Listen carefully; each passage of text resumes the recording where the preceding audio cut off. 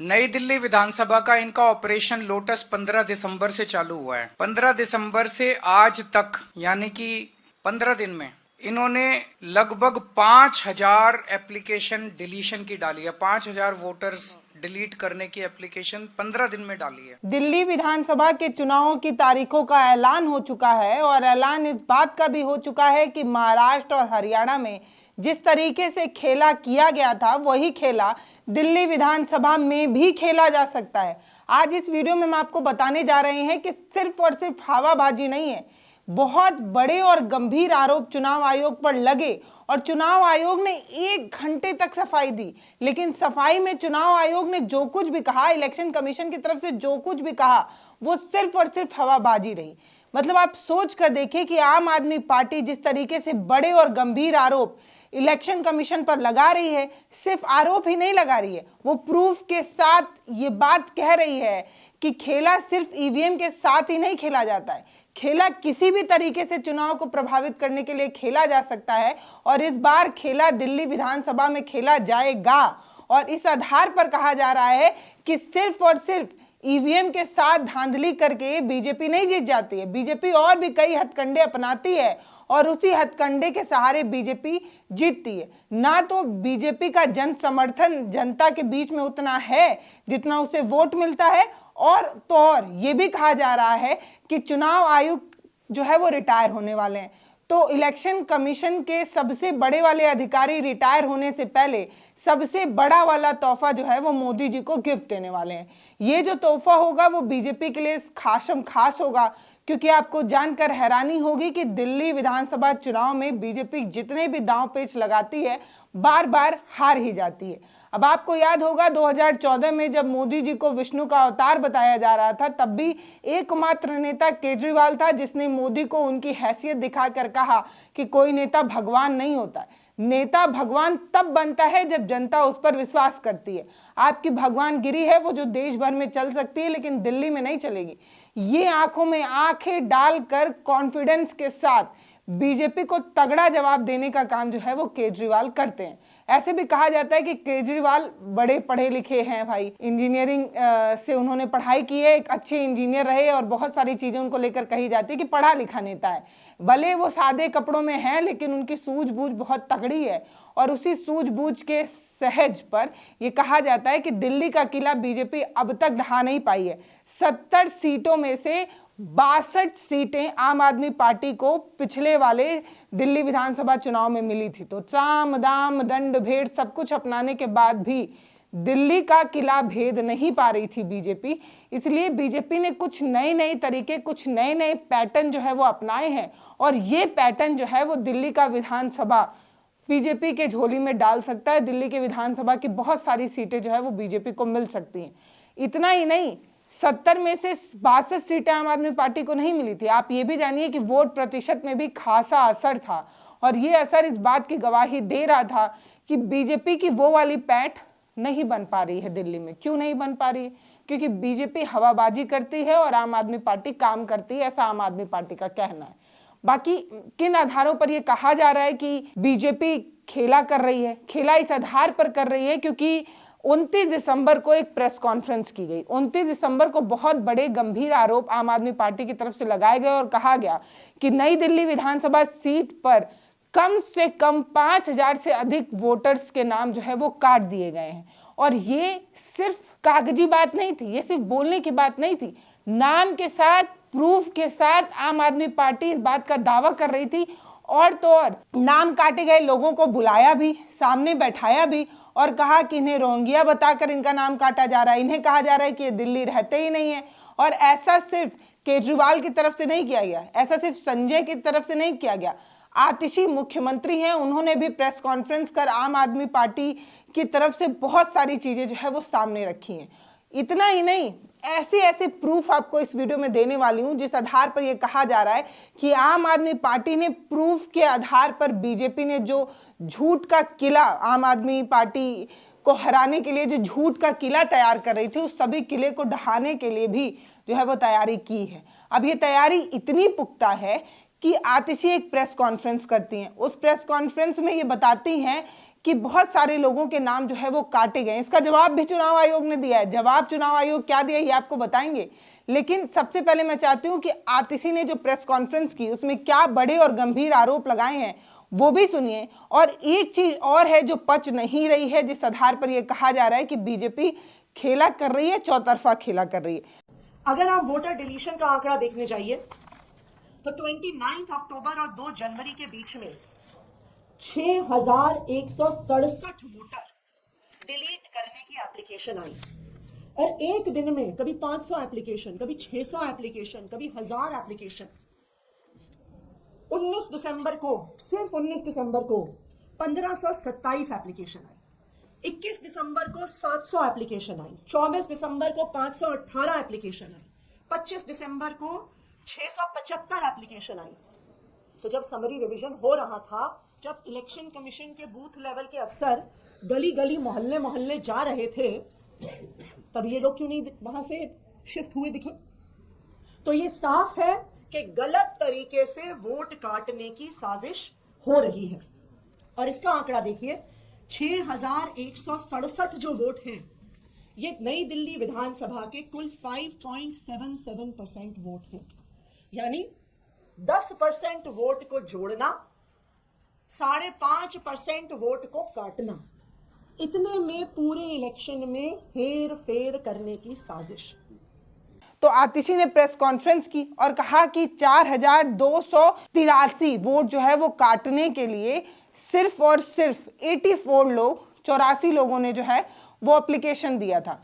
तो एक आदमी का आप नाम कटवा सकते हैं, आपके पास प्रूफ हो सकता है, लेकिन 84 लोगों ने 4000 से अधिक लोगों का नाम काटने के लिए जो आवेदन दिया, उनको जब चुनाव आयोग ने बुलाया, उनसे पूछा, एक एक आदमी ने 100 लोगों का नाम काटने के लिए जो है वो एप्लीकेशन दिया था। इन सभी लोगों को बुलाया गया, उनसे पूछा गया, तो सभी लोगों ने हाथ खड़े कर दिए और कहा कि मैंने तो कोई एप्लीकेशन ही नहीं दिया। एप्लीकेशन क्या होता है, इस तरीके की बात लोग कहते नजर आए कि हमने तो इस तरीके का कोई एप्लीकेशन ही नहीं दिया। यानी कि फर्जी लोगों के नाम पर जो है वो एप्लीकेशन फाइल की जा रही हैं, और एक दो नहीं 100 फाइल की जा रही हैं, और नाम काटने का बड़ा जो है वो खेल खेला जा रहा है। इतना ही नहीं, ये बताया गया कि कई लोगों के सिर्फ नाम काटे गए हैं, और एक सीट पर जिस पर अरविंद केजरीवाल को लड़ना है उस पर कई नए नामांकन जो है वो भी दर्ज कराए गए हैं। अब मैं आपको एक और बड़ी बात बताऊं, वो जानकर आपको हैरानी होगी। बताइए ये पच सकता है कि नहीं कि सिर्फ 6 से 7 महीने के अंदर वोटरों की संख्या इतनी बढ़ जाए जो कई सालों में ना बढ़ पाई हो। अब ये कहा जा रहा है कि दिल्ली में 6 से 7 महीने के अंदर 3 लाख से अधिक वोटर्स बढ़ गए। पिछले लोकसभा चुनाव में दिल्ली के वोटर्स की जो संख्या थी और अभी जो दिल्ली विधानसभा चुनाव हो रहे हैं, उन दोनों के बीच का गैप कितना है? अभी तो लोकसभा चुनाव हुआ है ना देश का, और उससे और विधानसभा के चुनाव के बीच करीब 6 से 7 महीने का ही गैप हुआ। इस बीच 3 लाख से अधिक वोटर्स की संख्या बढ़ गई। कैसे? क्या वोटर्स अपने आप जागरूक हो गए? जिन्होंने लोकसभा में चुनाव नहीं डाला है, वोट नहीं डाला है, उन लोगों ने अपना नामांकन दर्ज कराया कि चलो भाई लोकसभा में हम वोट नहीं डाल पाए, विधानसभा में डाल देते हैं। इस तरीके की जागरूकता अचानक से वोटर्स के अंदर आ गई, या अचानक से दिल्ली में जो बालिग हो रहे युवा थे वो अचानक से बालिग होने लगे, अचानक से उनकी संख्या जो है वो 18+ हो गई।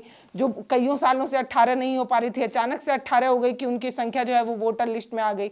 या अचानक से लोगों ने दिल्ली की तरफ प्रस्थान किया, दिल्ली में कुछ ऐसे लुभाने वादे हुए, कुछ ऐसा काम हुआ कि पूरे देश से अलग अलग लोग जो है वो दिल्ली की तरफ आ गए।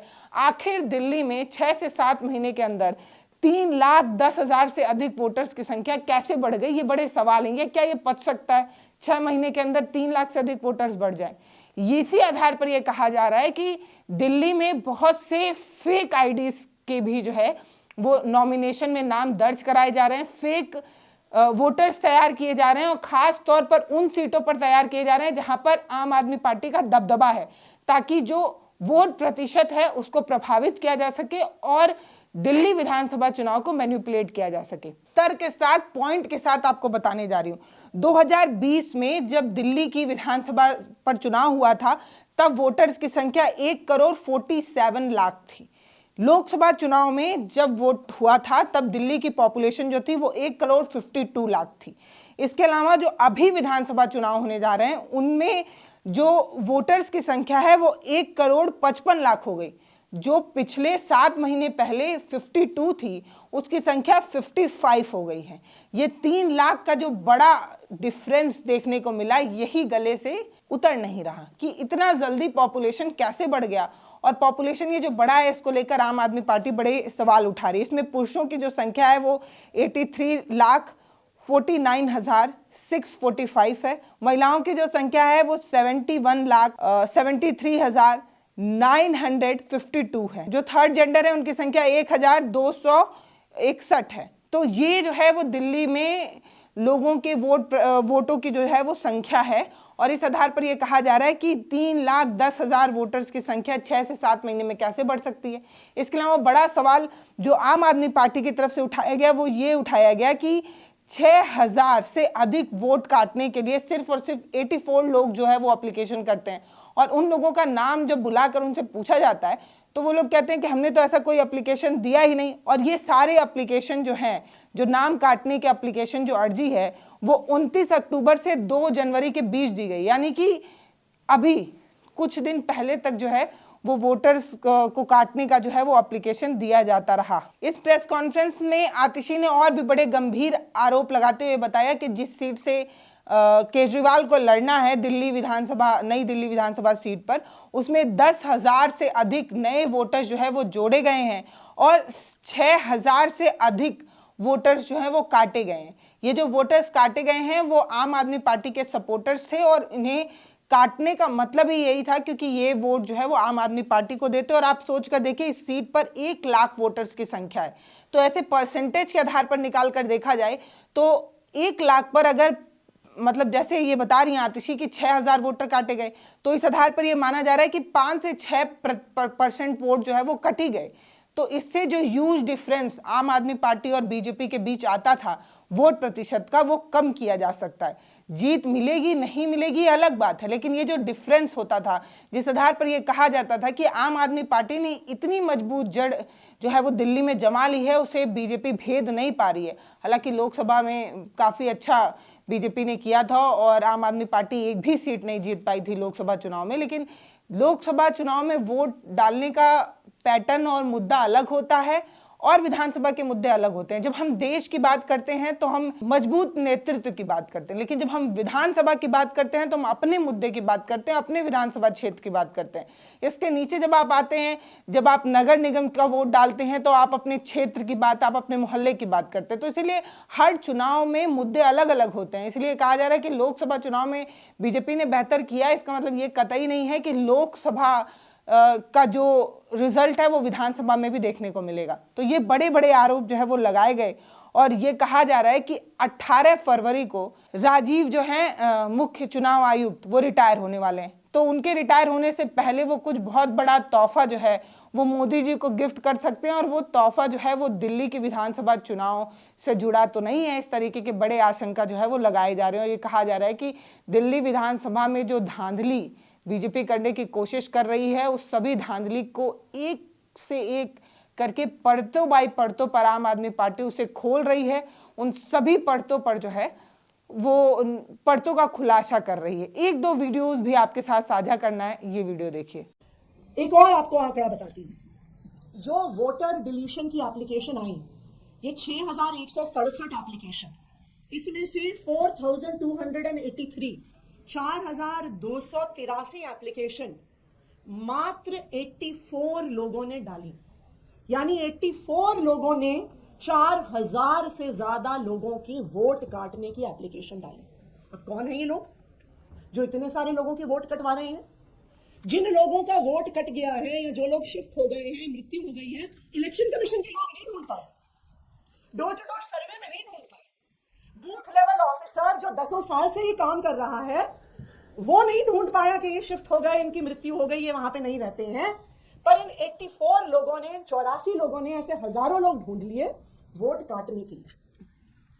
सबसे बड़ा सनसनीखेज खुलासा तब हुआ जब इन 84 लोगों को नोटिस देकर इलेक्शन कमीशन द्वारा, ईआरओ द्वारा हियरिंग के लिए बुलाया गया।